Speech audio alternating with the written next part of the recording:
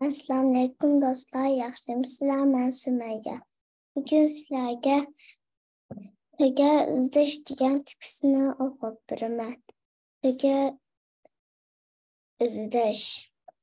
Burungi zamonda bir savdogar o'tgan ekan.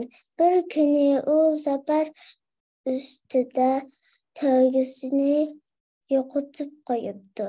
Savdogar hamma joyni degudek izlagan bo'lsa-mu, lekin tagini zotila topolmabdi. U intayin titibibdi va izlashni yanada davomlashtiribdi.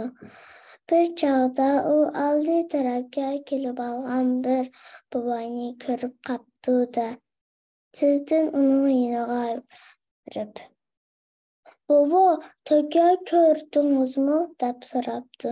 Buvay, siz so'ragan to'gani sol butdi bir oz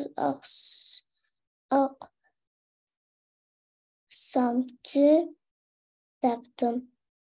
"Ha, sol tarafiga asal, o'ng tarafiga guruch ortilganmi?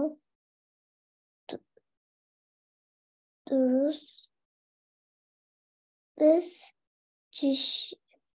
Bir kishi yo'qmidi?"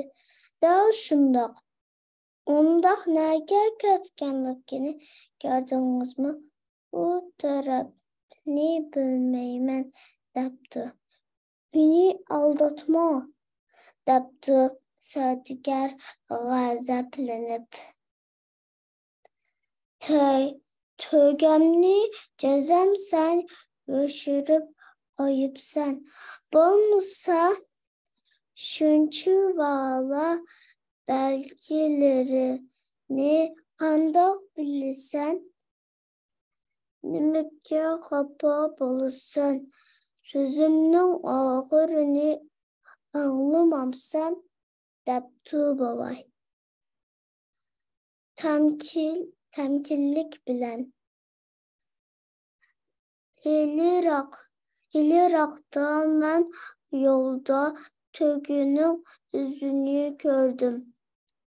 O'ng taraf izini cho'nqir, sol tarafdagisining teyiz ekanligini, uning sol futining ozroq oqsaydiganligini bildim.